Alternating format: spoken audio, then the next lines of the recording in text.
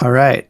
So, um, this is Hyphal Bloom.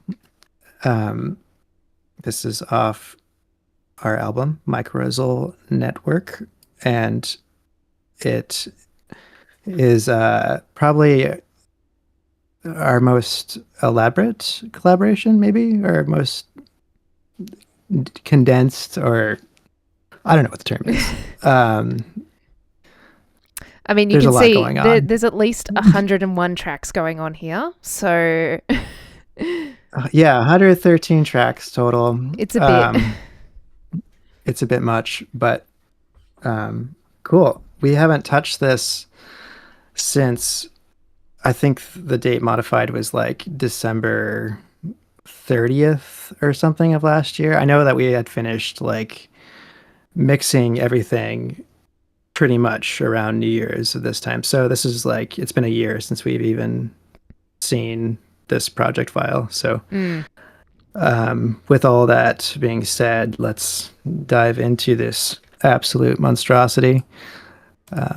Just go D- ahead and do we want to listen open to it some. first, or do we just want to jump straight in? Yeah, yeah. Let's listen to a segment. I think, yeah, this first maybe 2 minute part or minute part. All right, let's see what it sounds like.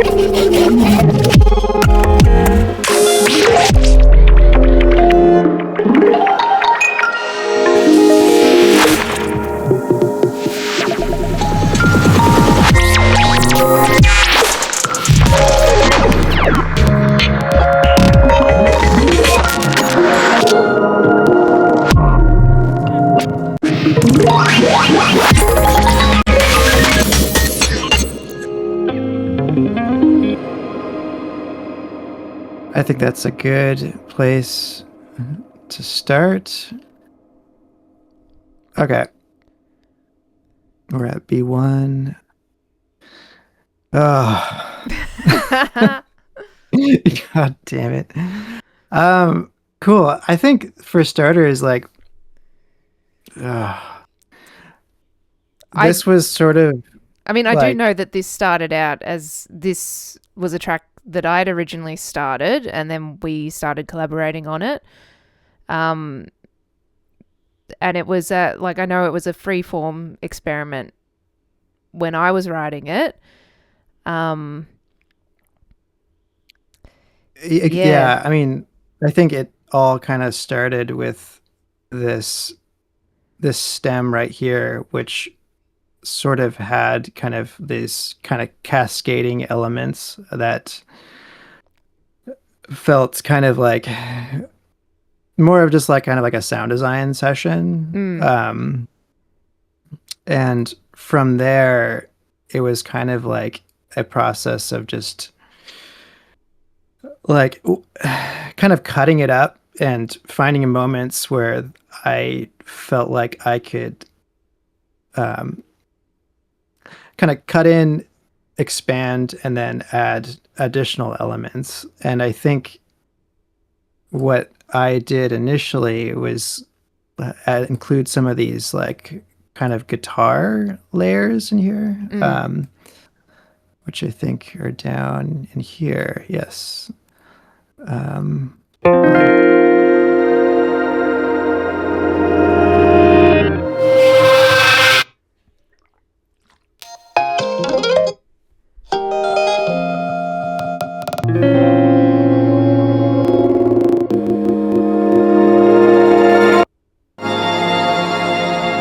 so Mm. I think with like these like really kind of pretty layers, there was really no composition. It was kind of like we had established the key that this was in, and then I sort of just noodled some little like riffs on the guitar and found some gentle chords to go over that, and then I kind of just played around with that. Like I think it wasn't even in the session. It was just like maybe off, towards the beginning or whatever. I just kind of looped something and then had a stem of these guitar sounds and then just kind of started to incorporate them. And I noticed like what you would do is sort of like add additional like effect layers, giving these like really pretty lush reverb sounds. And the cool thing about it is like the guitars, like even though it's the same guitar, it's the same amplifier, like they still have a lot of like um different characteristics that make each of them sound kind of different from each other. There's like these like the pretty kind of stuff, and then there's like the more distorted sounds, and then I think like the kind of pitched up little stuff like that, which I think is very nice and I don't know, very pretty. What else is going on in here? I guess with like the additional sound design in here, like this doesn't initially feel very musical to me anyway. It's kind of like has like a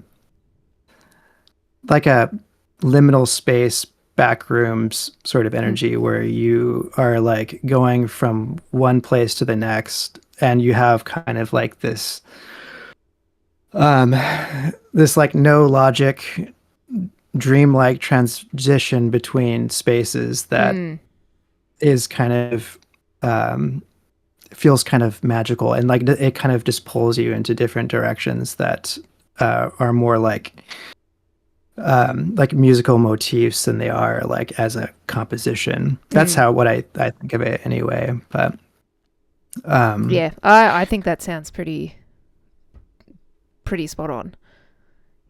And then I mean in between each sort of space that is created by the motif that's being played, glitch between them. Yeah. I think that's I'm trying how to think of like out.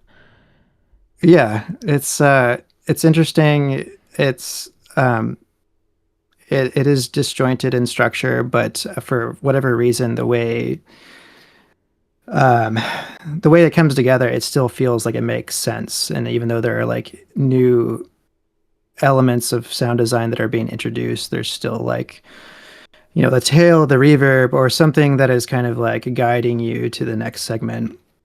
And one thing I like about this track too is that there are a lot of like really subtle little glitches in here too. Like I think in here, this one, like these concatenative sounds are like Powerline Trail. This was in Alaska during a small hike with my friend Ash, and I just had a little Zoom recorder and just recorded whatever. Just like it was, around like February or something, but like there was still like snow on the ground, and so you can kind of hear like little crunching noises. But like I love that like you can kind of hear like little voices in there. Yeah. I think you can hear. Yeah. Like there's something kind of uncanny about, and like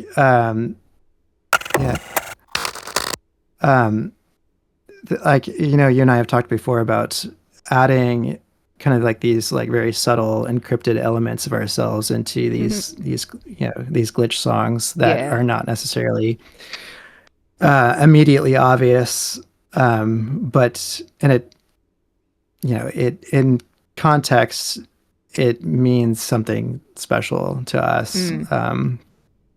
So I think what else is going on? I think that's pretty much it. There are some like sounds like water sounds that like this is from a nature uh like Foley sample pack that I made some years ago, just going through to various parts of Alaska and recording some environmental sounds. And so every now and then I just like to reuse those elements. And I think with like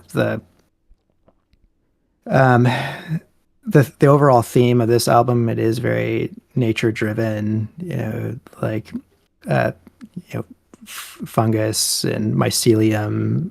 This song Hyphal Bloom is Yeah. is It's like very the nature epitome of driven. it. Yeah.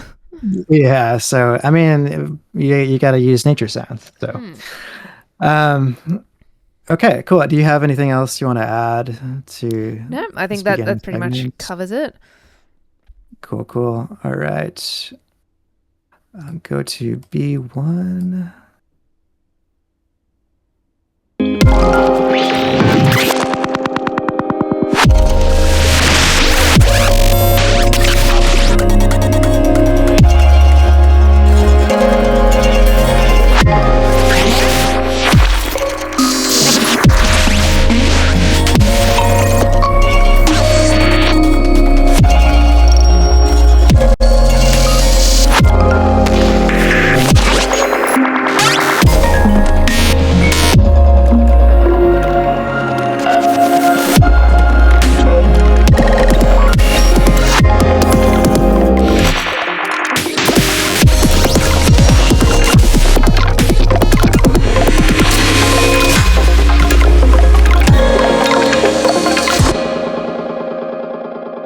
Very nice. I love how like that whole like as a transitional section, it is so fluid in its rhythm, but the tempo doesn't change at all. Like in the Yeah, project, yeah. I think that this is the moment that we've established something that gives it more of an identity. Mm. And this was kind of like that this transient point of like giving it the theme of the song. And I think it's like there is like a little like bell or something, or like a little, where is it at? My god, I think it might be in this one.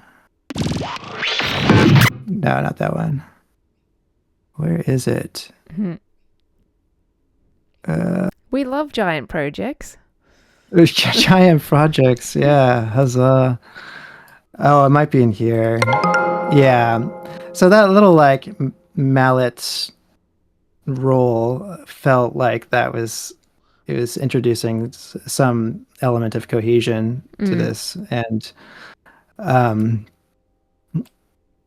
and from there you're still adding like, you know, more like, I guess, um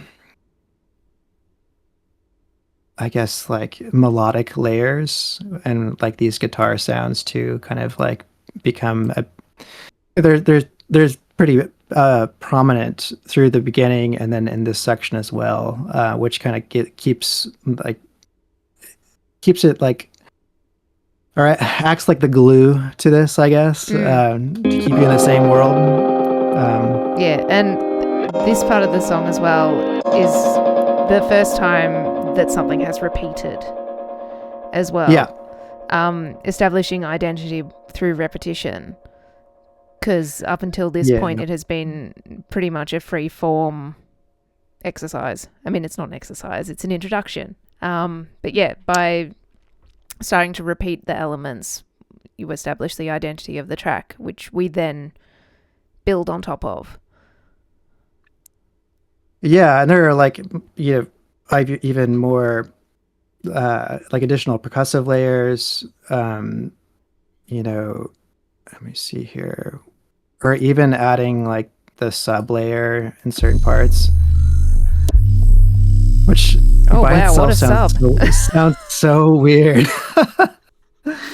um, and then like still giving like a lot of interesting textures to, like, I think these are mostly yours in here.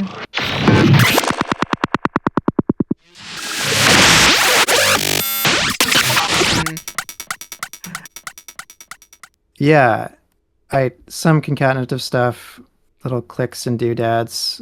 Um, I do hear like a voice in some of I these too. I Yeah, I don't don't know where. actually know what the source of those sounds was at this point, because I think this project is probably close.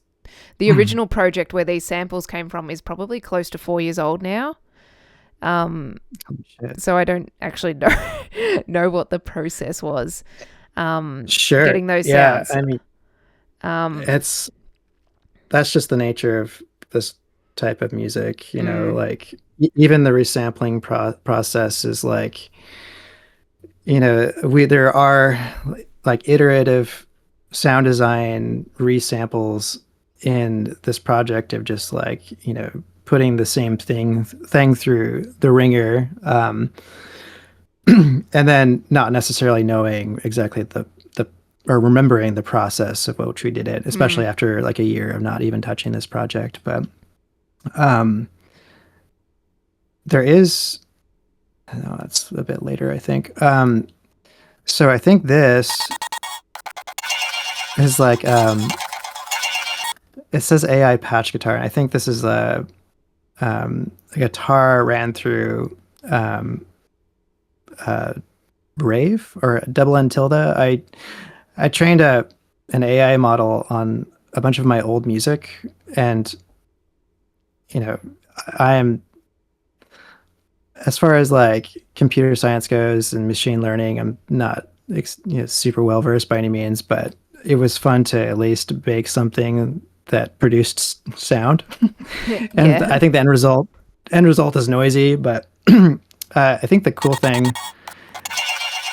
is that like no matter what I fed through it, even though this is a guitar going through this neural synthesis algorithm, I can still hear like a little bit of a voice in there, which I think might be my friend Layla, who I used to play in a band with, and her voice would be used pretty frequently in a lot of my old music. And so I think during the learning stages, it probably latched on to her voice in an interesting way. So I thought that was kind of cool that like you can still hear like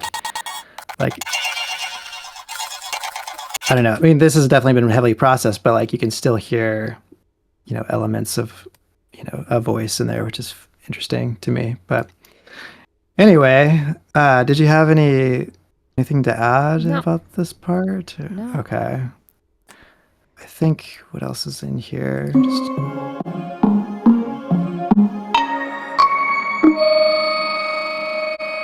it's so Sorry. interesting to hear things like in isolation too. Like I think with like as much layering as there is, um, like just going back and revisiting each individual layer and seeing how they give structure and characteristic to the entire mix is pretty fun. Mm. Okay, I'll play the bridge. Okay. Oh,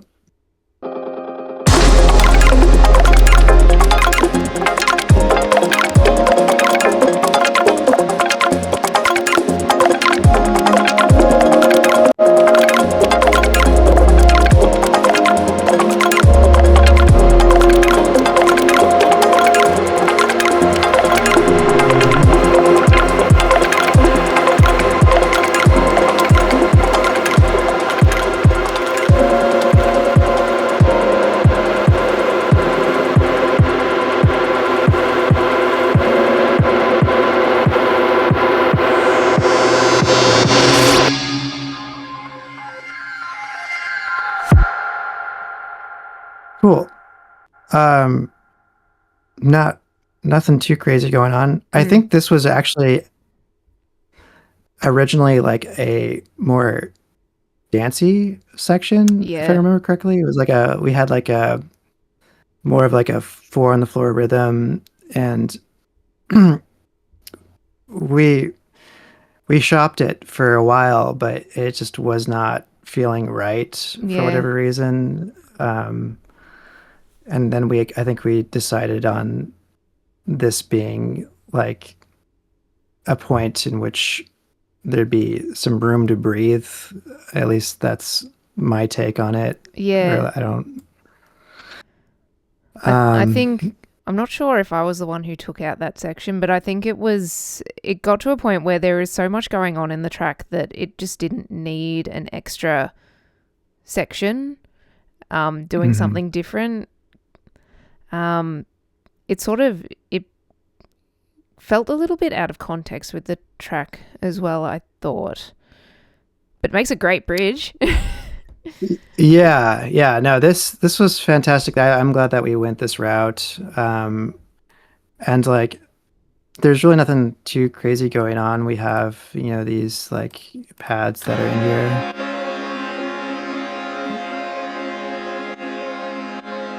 Sounds so sad. Um, and then I think with this too, like these guitar sounds,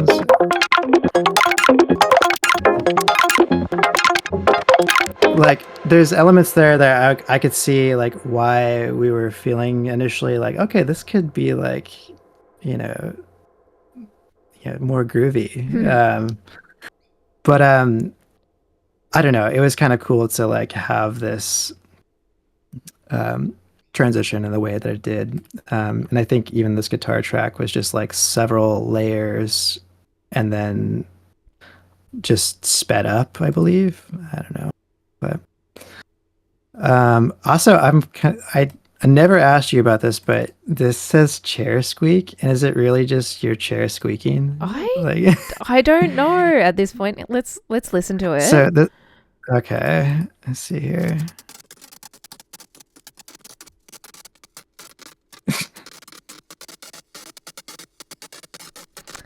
I've got a Does feeling. that I've does got a that sound familiar to you?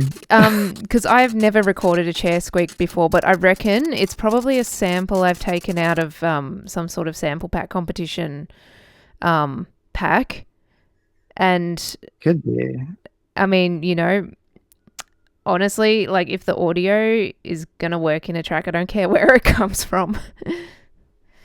Sure, yeah. I mean, wherever Whatever is like the going on origin here, is, my god.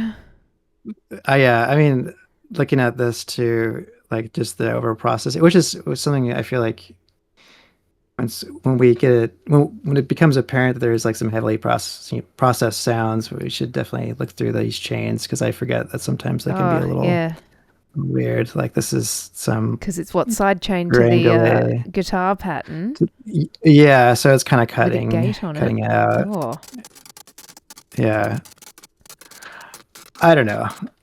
It's interesting. it made a Um, rhythm, so it made a rhythm. Yeah. Um, yeah. No drums or anything. just my chair Yeah. I squeak. think it's a chair squeak. Yeah. Wherever it came from, someone's chair was squeaking. Someone's chair.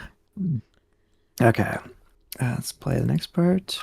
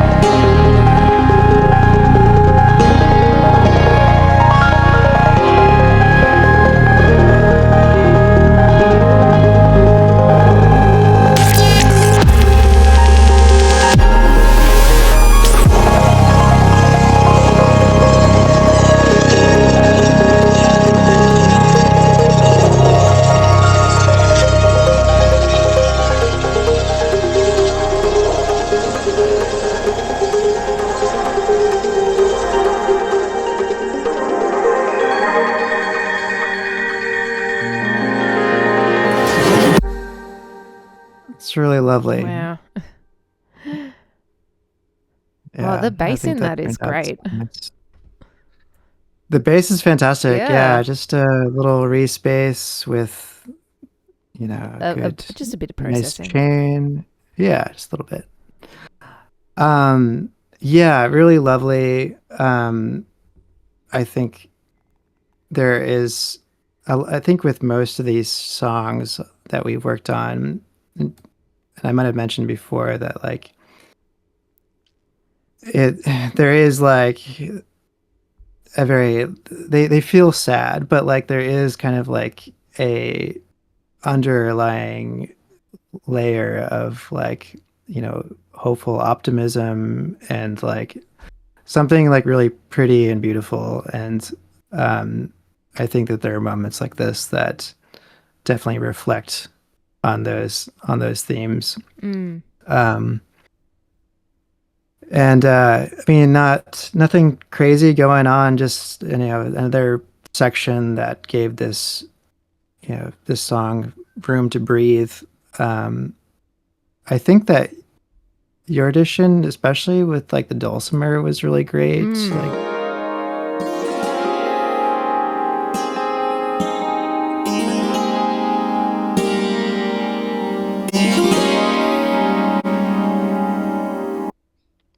it sounds so good. I love that Always got sound. to have a dulcimer. They're so Dulcimer, good. yeah, so good. Yeah.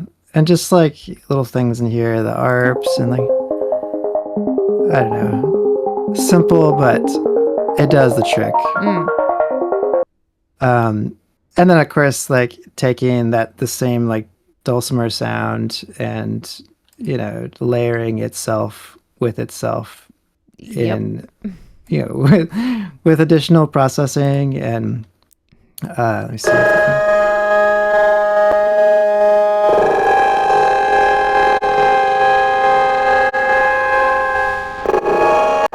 And this is kind of interesting too, because like even though this sound is the same as this sound, or at least the origin is the same, by Mm. having it stretched out, the um, the notes overlap differently, and then what I notice anyway, there becomes a a new melody that's kind Mm. of being introduced over itself.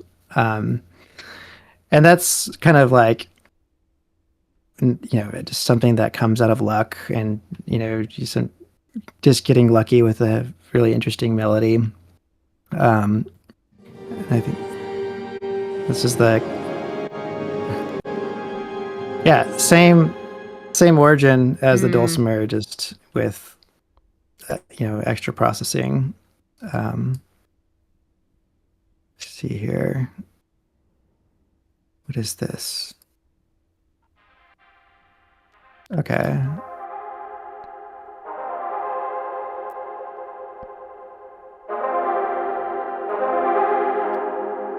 I don't remember where this came from, but I it think sounds cool. I think it was you made a synth patch that did it just did what the dulcimer did. But Oh, it kind of I think it okay, got scrapped and then it just sort of came back in this filtered form sure, just to sort of yeah. emphasize whatever else was going on. Yeah, and I think we got more chair squeak in here. But yeah, still in there. Um, it's so interesting. And then this codec, and I think you and I have spoken briefly about this device that you have. Did you want to explain that again? Oh, The Codec.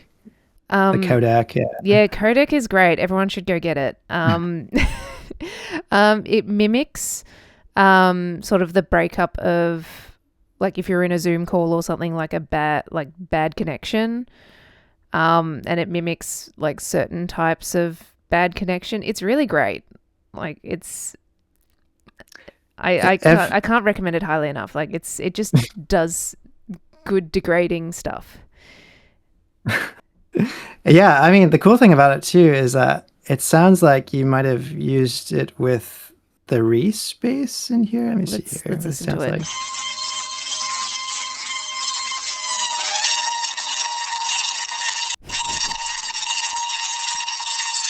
It because it's very noisy, but it's definitely very musical too. So I don't know how you made that, but it Yeah, sounds there's pretty like dang cool. a you can overdrive a like small band um to get that sort of radio sound that radio quality EQ. Yeah, and it was, I'm pretty sure that's what happened.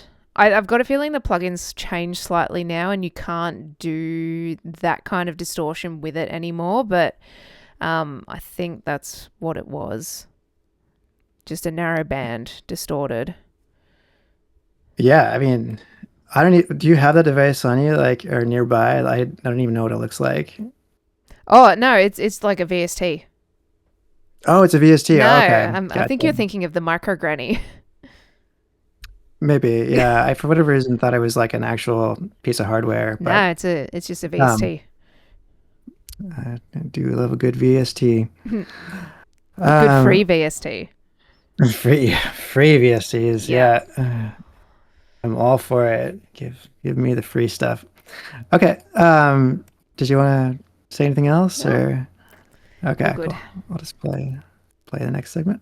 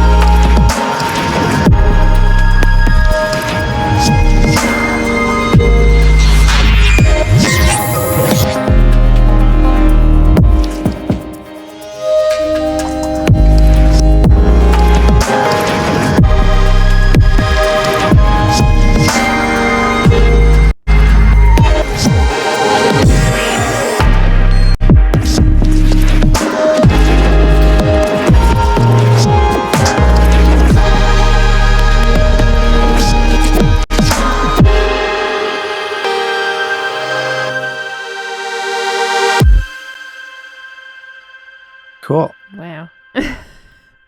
Very pretty. It's Oh ridiculous because man. every time I listen to this, it sounds like I'm hearing it for the first time because I'm just like, oh my god, that's so lush. Um, Yeah, it's this turned out extremely lovely. And like oh, this is kind of like a great I mean we were establishing this segment as like, okay, we're nearing the what is this, the 3.5, 4 minute mark. Okay, we can there's many different ways you can go from here, but like this was beginning to feel like a very pleasant closer. mm, Um, which I think there are so there's a few things in here that were introduced that are new, and there's like this kind of beat here.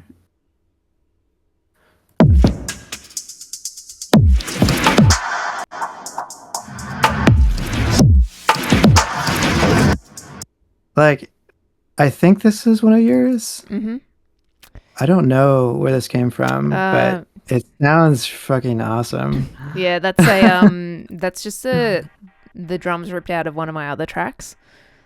Oh, really? Yeah. So PD test 1 is on hyperfixation anxiety. Um, but those drums were really good just to throw around into other projects as well. Um, yeah, They sound great. Yeah, I mean, like there is kind of like this almost like rubbery, like I don't know. yeah, they've got a real Maybe weird rubbery. quality to them. Yeah, there is like kind of something like um yeah, something like synthetic in like a very like tactile sort of way. I can't really describe Okay. it, but I feel like I can like I can feel this drum. And of course the 808. Is this your Volca? Yes, it is. Your good That old. is my favorite 808 sample. I use it in everything. This is hardware though, right? Yep. Like, um, yeah, it You can sounds hear it in the great. tail.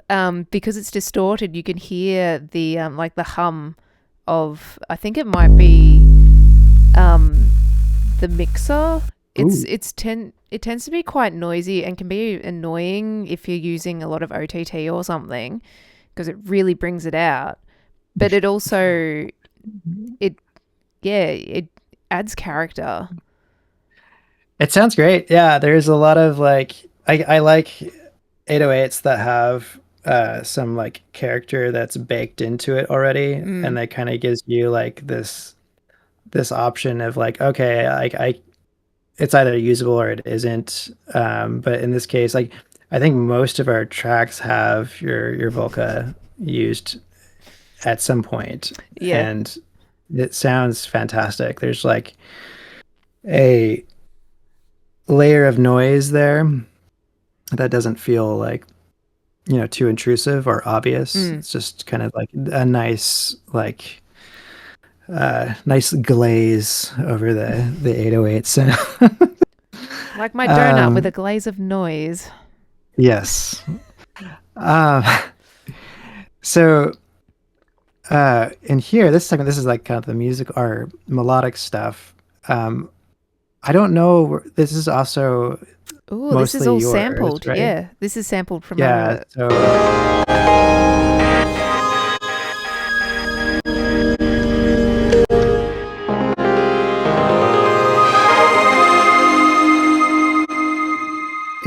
it's really interesting because like rhythmically it doesn't make a whole lot of sense. Even like the drum pattern is not necessarily like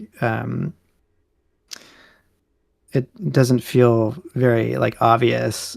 Um, but I felt like with the way that these samples are layered, there is kind of like an element of like anticipation, and there's like an unpredictable nature around it where like you're expecting something, but it's not doesn't quite Mm, resolve in a way that's obvious or conventional, but it does feel right. But do you know where these samples came from? Because yeah. they sound lovely. Um,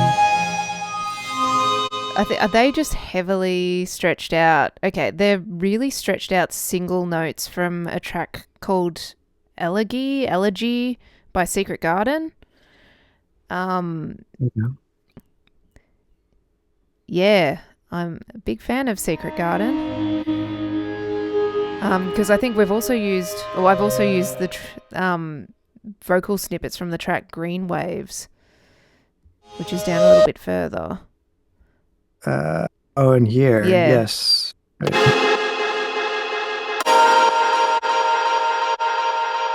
Yeah, those. Okay. Stop that now. That's yeah. Stop. Shut up. Um, yeah, I love those little like these vocal hits, and like it's not really even there's like yeah three little like vocal impacts here, Mm. and I like stuff like this for melody purposes because like if you have like a sample that only has maybe like these three parts, like what is this one? Let's go back to this guy. It's that one. So like stop, shut up. Yes. Um it's like those are your like your only choices or whatever. Like you're giving yourself like a limitation on what you can use, and uh, with as complex as anything else can be, it's nice to have um a smaller palette to work with, Mm. in my opinion anyway. Yeah. But um, um yeah, overall really pretty section. Did you have anything to add? I have a fun fact. That this whole section, like the previous form of it, used to belong to a previous version of my track, The Visceral Threshold. It used to be the entire introduction, but I scrapped it, and it ended up here. I didn't know that. That's Yeah. really, really cool. Wow. I mean, you had shared recently that you don't delete anything, No. right? Like you have stuff that you've made like, when you were first getting into music production, Mm. which is like how old now? Um, yeah, so I still have my first tracks from 20 years ago now, and they're terrible. But I'm very much a fan of holding on to everything, regardless of how terrible it is, because often you'll find a use for it later. And this is a good example of that, because I think this project alone holds two of my previous projects that were just scrapped for whatever reason.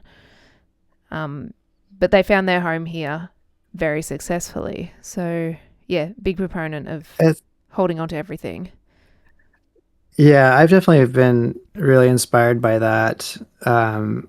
As someone that has had the exact opposite of an approach, where I'm just like, I I have made music that I wish I never made, and like there are things that I hear back, and I'm like, oh man, I have such regret. But to repurpose those, those demos or songs, those projects in in in a context like this, where it's like you're giving them life again, Mm, and there's something really like lovely about that.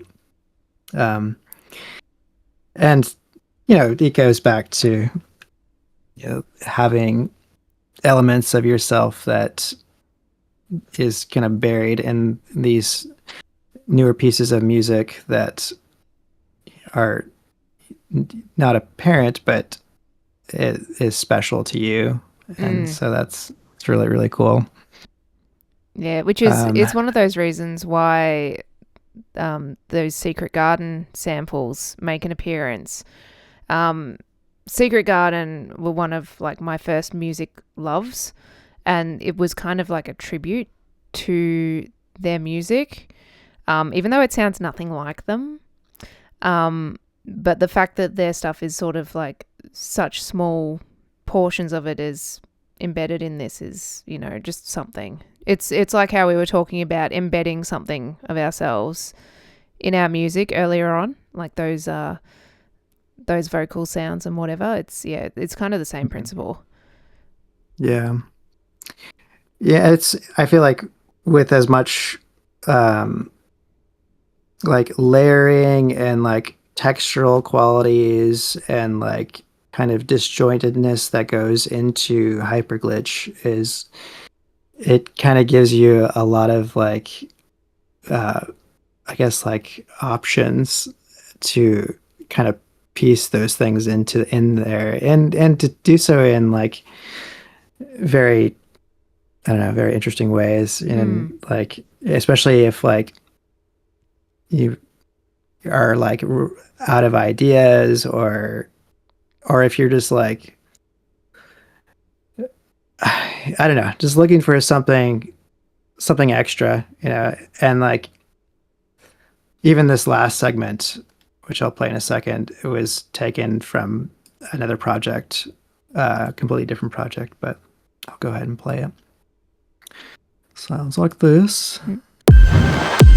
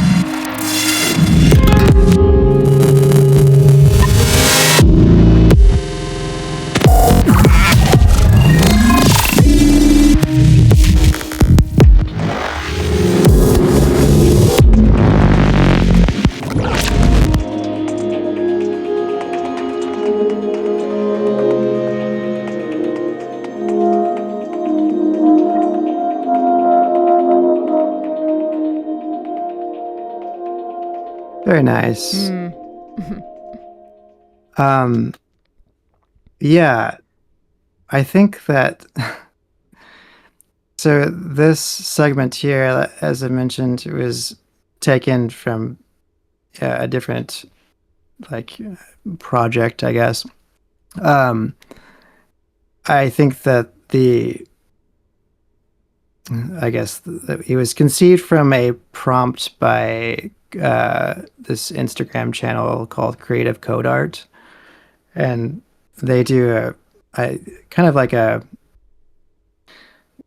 weekly or maybe like biweekly prompt for artists to make pieces of work around whatever whatever they prompt. But I think for this one, it was noise, and Mhm. so all of this sound design essentially was basically just the noise floor of my bedroom at the time, just uh, heavily compressed and um, just processed in a variety of ways that I can't really remember. But with noise, I love the fact that like it is like a very great raw material for sculpting into anything. You know, Mm. you can make any type of sound out of just complete like white noise or um and so with that, I don't know what was done with the processing, but some interesting really like just I mean, I don't look know. at the waveforms Like on that. Like, look like at that. what the fuck is that? Like or look at this guy. Oh Like God. what are you doing? Like uh, All the DC um offset for them. DC offset, yeah. But there are these little clicks in there um that just sound like hold on. Yeah. Yep. And this guy, what does this guy sound like? Sounds like he looks. Yeah, it's got a lot of character there. Yeah. But with this, it was like I think it was a lot shorter, and then in spirit to how the beginning of the song was made, we just kind of moved time around, Mm. started placing familiar elements of the track into itself. Of course, with these more melodic samples continuing on to the segment, it still feels like you are a part of this world. And I think with these, I don't know. Is that the beginning resampled? I think it is. Yeah. Yeah. This is probably scratchy. Yep. Props to our buddy Woolg and his wonderful tools. Yeah. Um, yeah, so this is Yeah. all just taken from the beginning. So it does feel like reprising some of those same elements, even though these sound like a lot different from the beginning. Um, I feel like with this too, there's not really any like sub layer. Oh, and I'm trying to remember. So there's like some low end EQ boost there. Not that one. Maybe here. Let's see what this looks like. Okay, so that makes sense. So just like boosting all of the low end that's already in these samples kind of gives it all of the necessary like sub layering that you need. Because I wouldn't even really know. Like I guess you could put like an 808 or something in there, Mm. but I was really pleased with how much like uh, just how much fatness is there Mm. Yeah. in some of these sounds. Um, yeah, and of course can't go wrong with OTT uh, and drum bus. And what else is in here? Soothe has been our best friend. I don't Mm. know if you can even see this window, but um, yeah, I mixing this sort of stuff is like there is a little bit of trial and error, I Yes. find. I don't know. Do you have any thoughts Oh, on the yes. mixing process? It's yes. It's always fun. It's- You always run into new problems. Like yeah, because the sounds that you work with are so varied. Um Especially like I mean these sounds we're looking at all the DC offset in those samples previously, like just having to deal with all of that stuff, like the extreme low end and just all sorts of things. So Yeah, yeah. there's really like no um I feel like there's no right or wrong way to do it. You just kind of have to like uh I suppose it depends how much you I, want to offend people's ears. exactly, yeah, because like you can really like push these you can make the mixing part of this become like a huge component to like the sound design and like how much emphasis you want to give onto like higher or lower frequencies. And like the cool thing about like hyperglitch especially is that like uh, through our community we have seen and heard like so many different like styles and tastes to like how to mix this sort of stuff, and like it's uh it's really interesting because everybody has their own approach and whatnot. Mm. And the cool thing is that we all try to kind of emulate each other in some way, Yeah. and in doing so we end up like finding our own voice, which is fantastic. And the cool thing about this project especially is that there's a lot of both of us in this that gives it its own flavor that we Mm. wouldn't necessarily have been able to make individually. Mm. um, and I think that was what that's why like this project, these 5 songs felt so easy. It was just that there was a lot of like really positive creative chemistry that we were both able to kind of bounce off of. Mm. And um, I remember returning to the project after you had a go at it, or whenever we would have a rotation, and I would just be like, "Oh, like this is really cool. This is really I was not expecting this." Like, Yeah. and that would be fodder for like newer ideas and a newer approach. And um, I couldn't recommend uh, like any like just collaborating in general. Like I totally recommend that people connect with others Mm. online, whatever, and make art together because you end up making something that's just really, really, really cool. Yeah, and you make I mean, it sounds stupid, but you make something that is more than yourself. It's the sum of two people that you couldn't the result you couldn't attain by yourself. Like there is no way I could have made a song like this by myself. Same. Yeah. And that's the really fulfilling thing about collaborations. You make something that is more than yourself, that is beyond yourself. And it's like a really Definitely. beautiful thing.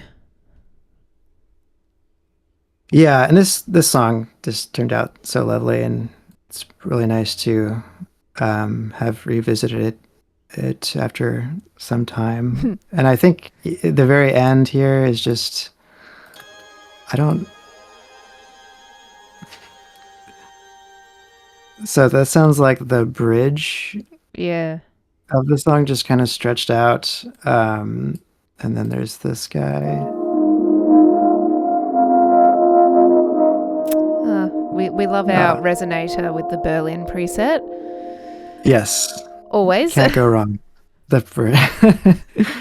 Yeah, I always forget how like just awesome like resonators can be. Mm. You can really apply them on anything, and it'll introduce um it'll add some like some sauce to like whatever you're processing it with, and add just I don't know, just something pleasant, especially in this case where it is just kind of like a pad. I mean, even without it, I think it probably sounds nice too. Yeah, but with like this guy on, yeah, it's just I don't know, feels richer and more full, and I don't know. And I think at this point we were just probably like, we don't know what to do anymore. That's That cute. is, yeah. Like things like that I forget are even in the song. It's like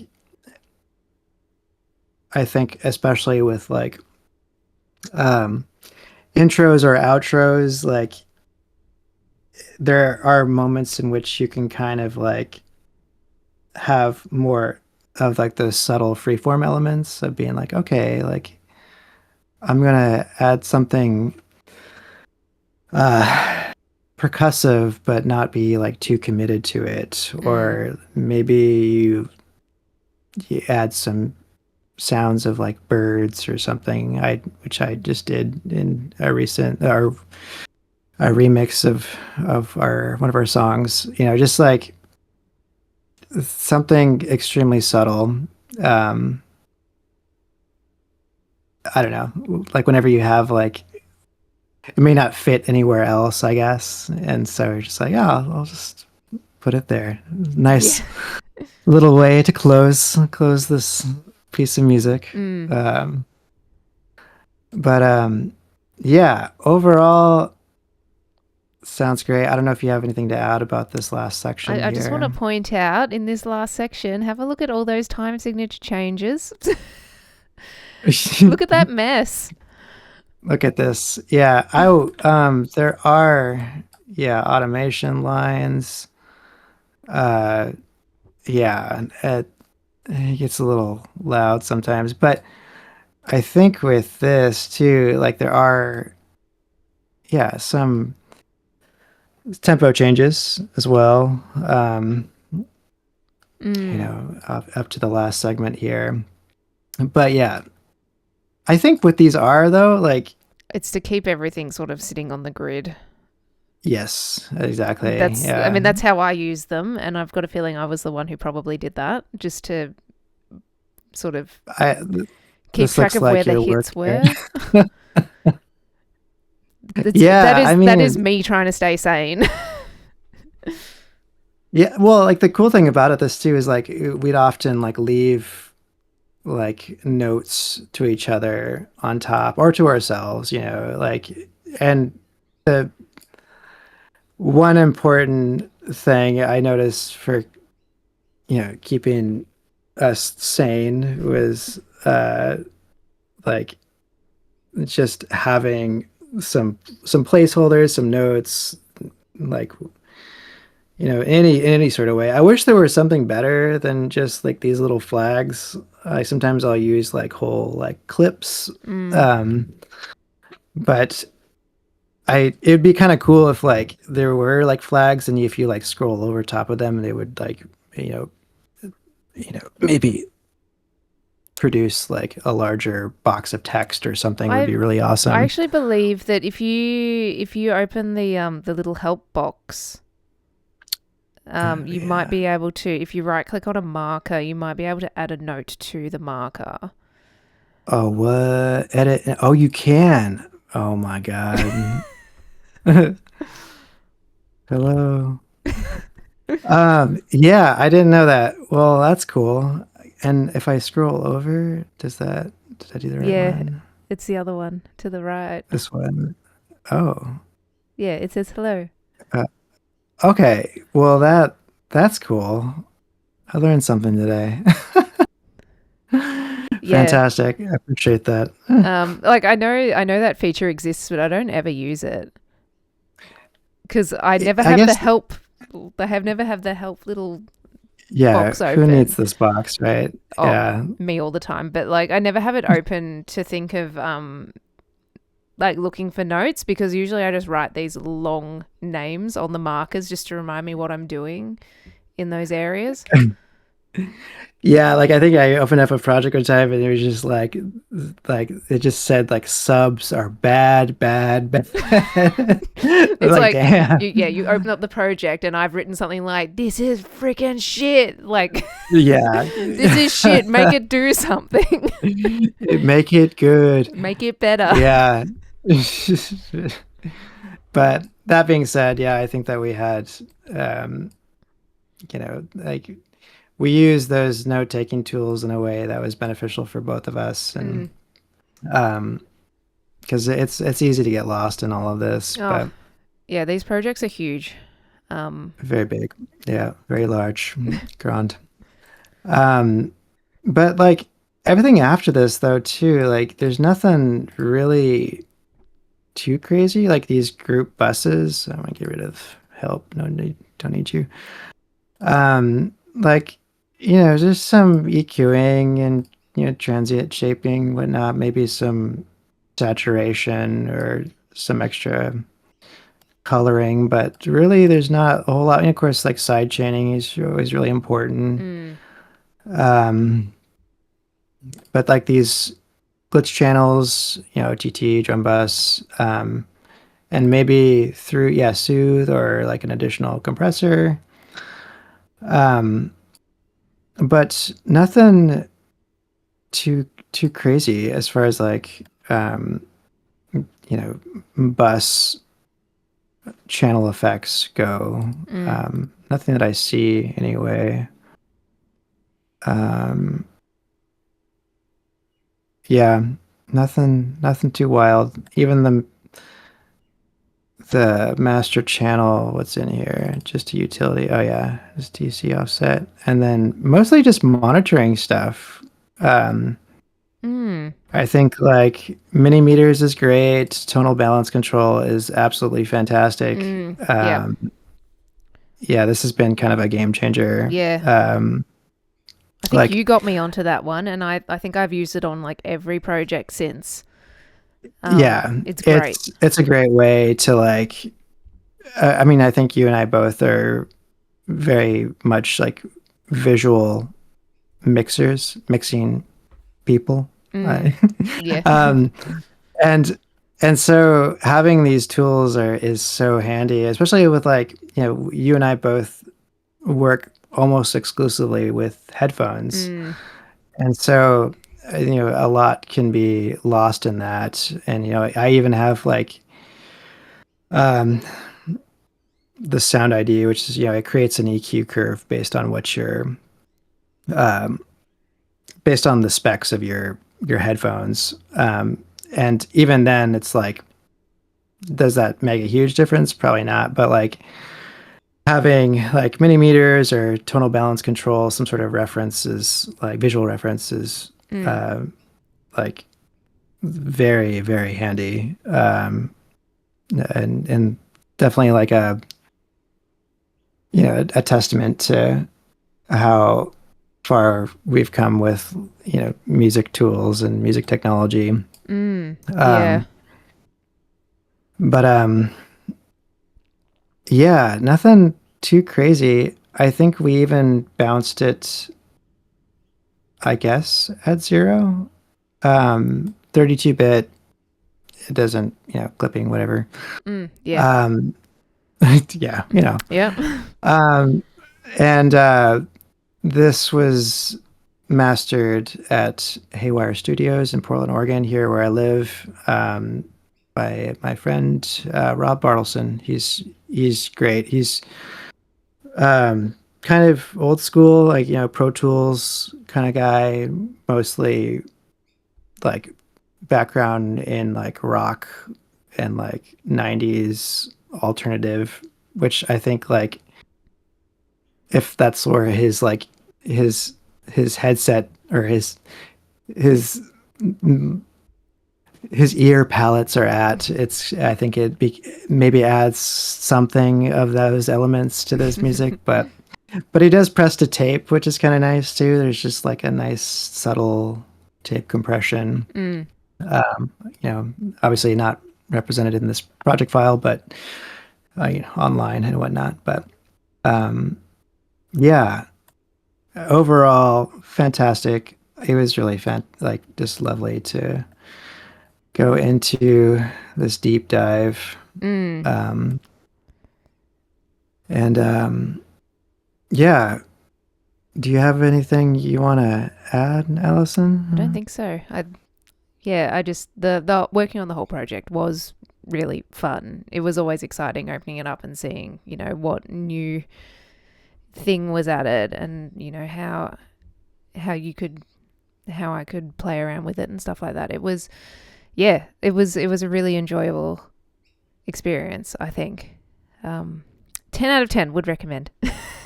Would recommend. Yeah.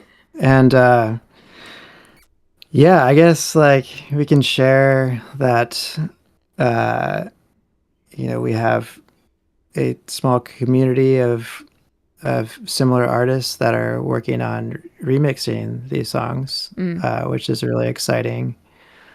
And I think it kind of that that project as it's unfolding is really it kind of extends into the ethos of like collaboration and community and, as you said, making something that is more than yourself. Mm. um, and it's really lovely to see this, the participation and the enthusiasm for keeping those themes, um, keeping the traction of those themes. And I imagine it's going to be totally insane, Oh yeah. and I'm excited to hear it.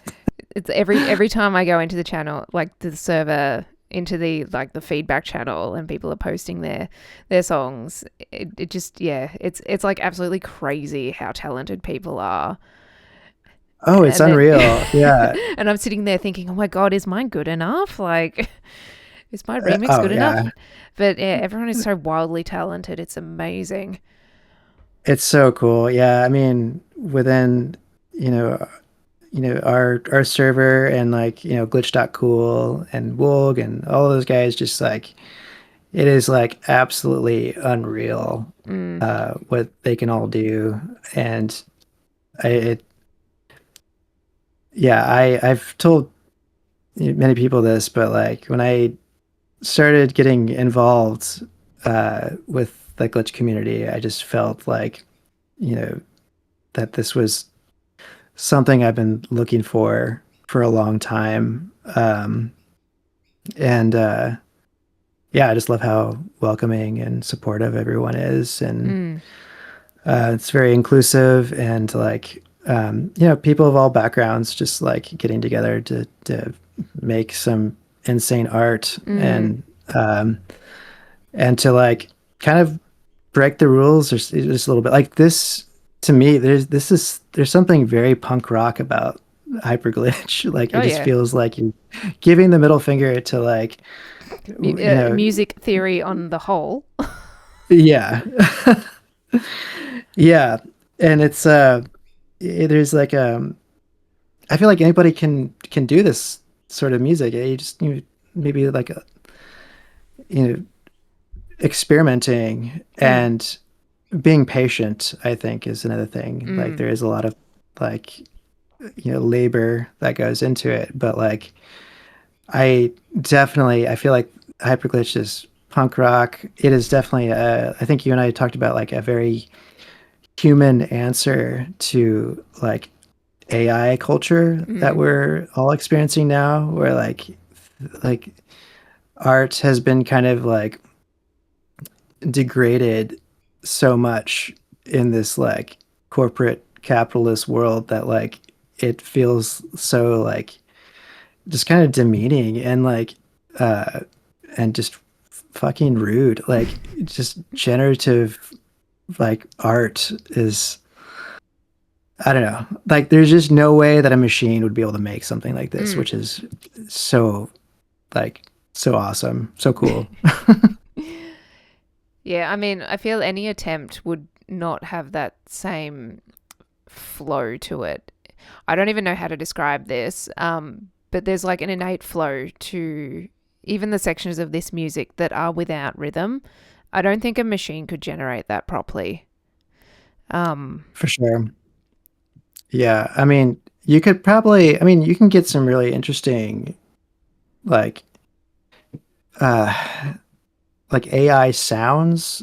And you and I have even used like, some like AI tools to like at least get something on canvas, mm, and then from there just just tear it apart, just shred the fuck out of it, and then like, process it.